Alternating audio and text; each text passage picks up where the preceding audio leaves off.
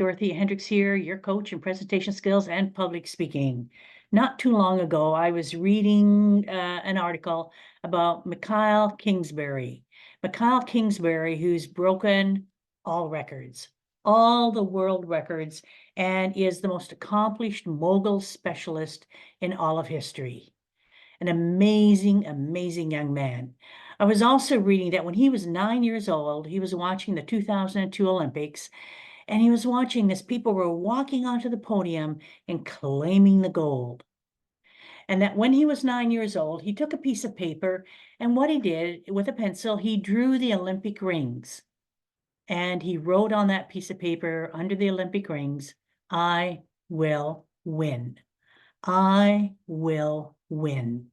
And then he took that paper and he put it on his bedroom wall high above his bed.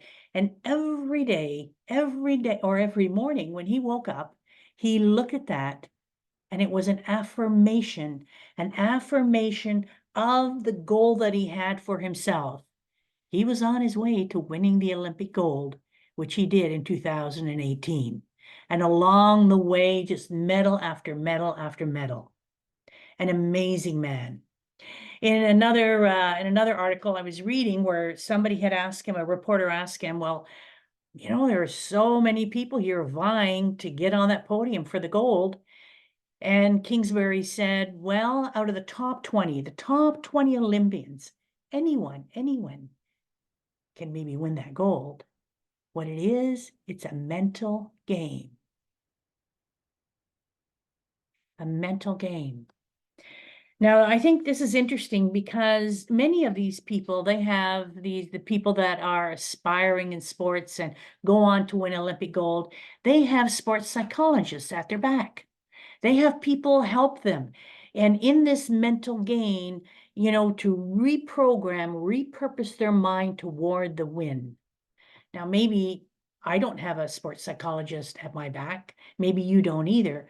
But there are some techniques that they use that can help us as we move toward our own goals, our own visions. And I'm talking here visions and us aspiring to be, clear, crisp, confident speakers, being a professional and polished and poised presenter, an outstanding communicator that gives outstanding value. So these are the things I think that many of us aspire to, along with this long-term vision that we have in mind, because speaking is it's become part of almost every position, every job that we can think of these days. So how do you become a polished, poised presenter and overcome some of the obstacles, fears, and challenges that you have? It's a mind game, a mind game. So what the sports psychologists do with many of the, wannabe Olympians is they practice different things, but visualization and affirmations are two of the exercises that they put into play. And I'd like to share with you how you do a visualization, and I'd like to share with you the steps for affirmations. These are not quick fixes, but these are here for a long-term goal. In the previous video, I asked you, what's your vision? What's your long-term goal? And whatever that is, visualization and affirmations can help you move toward that goal with greater confidence, greater feelings of self-worth and self-assuredness. So the steps for visualization, the basic steps for visualization. I think one of the key things here that you always need to do when you're visualizing is you need to have a clear idea of what it is you're visualizing here. And if it's you as a speaker, think about your abilities, think about your strengths, think about your attributes. What are the things that you do well? What are the things that people comment on? So think about those. What kind of a speaker do you want to be? Because, to the audiences that you're speaking to, what kind of audiences do you want to speak to? So that's number one. Think about all the attributes, your personality, put that all together. And now number two, find a quiet place. Get yourself in a really relaxed state, a clear, relaxed state, and start picturing yourself, imagining yourself. Give yourself the image of who you want to be, how you see yourself as a speaker. What are those characteristics that make you an outstanding speaker? A speaker that connects with their audience, a speaker that not only connects, but has people act on what they say. See yourself, see your audience. That's number 2. Number 3, believe. You have to give the image. You have to give what you see, that visualization, feeling. Some people call it faith. Whatever you call it, you have to give it feeling and believe. Believe that this is something you can do. Believe that you are becoming this every day with every moment as you're working toward achieving your vision. So number 3 is the belief.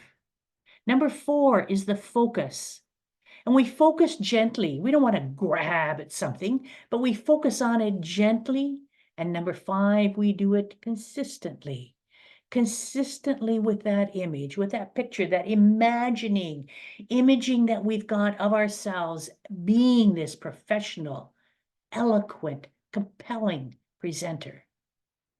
And as we think about that, and as we move toward it and have our faith and belief, interesting things begin to happen because we begin to see ways in which we can work, skills that we need to develop, what we need to do to enhance that image and move toward that image that we've got of ourselves as we practice that with faith, conviction, and consistently.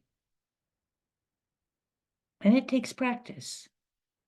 The second one is the second exercise that often that sports psychologists do, with people that are aspiring to be those Olympians, affirmations. And affirmations are what we call short, positive, specific statements.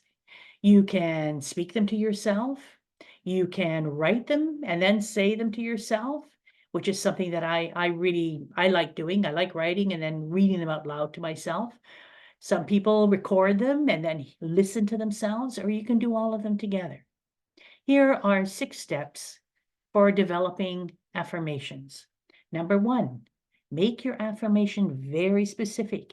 If it has to do with your voice, or if it has to do with your speaking, or if it has to do with how you're connecting with your audience, what is it? Or just maybe I'm becoming a more clear and crisp presenter every day. Whatever the words are, make them specific. Number 1. Number 2, make them short because you're going to be repeating this affirmation. Number 3, make them with feeling. Make them with feeling. Number 4, make them positive. Make them positive. Always want to make sure that everything that we're doing here to move ourselves forward is positive energy. Number 5, we want to make sure that they're always in the present tense. We are becoming, we're in the state of being and becoming. And then the last one, number 6, is repeat them often. Repeat them. So those are for our affirmations. So we want to make sure that they're specific. We want to make sure that they're short. We want to make sure that they're with feeling. We want to make sure that they're positive. We want to make sure that they're in the present tense. We want to make sure that we've got them with conviction and belief and we're repeating them often.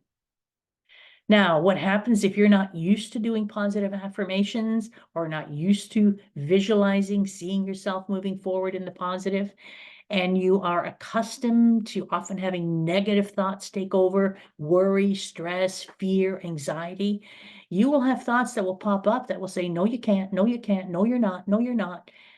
And they will be negative, trying to override the positive. I'm going to go back to what Kingsbury said. It's a mental game. It's a mental game. We've been used to working with negative habits, negative patterns. What we're doing here, when we do visualizations and when we do affirmations, we want to change our negative habits into positive. We want to change our thinking. We are purposely working to change our thinking pattern. So when the negative happens, don't try to squish it or whack yourself on the head. Recognize that those are your thoughts that have been coming up from you, the negative ones. Recognize them and just basically say to your thought, hey, I know you're there. Thank you for popping up and sharing, but today I'm going to do this, and move over to the positive thought. And gently over time, because we never force anything with this, just gently over time, we're switching our brain circuitry and we're changing our mental patterns and moving from the negative into the positive. And it all does take time. Focusing on what we want instead of what we don't want takes time. The idea here when we do creative visualization and we do affirmations, what we're doing is we're reprogramming ourselves and we're changing our brain circuitry. There is no one that can change how we think except us. So if we want to move forward, if we want to get our mind in shape, then it's up to us to change how our mind works. Until next time, this is Dorothea Hendricks wishing you mountains of success.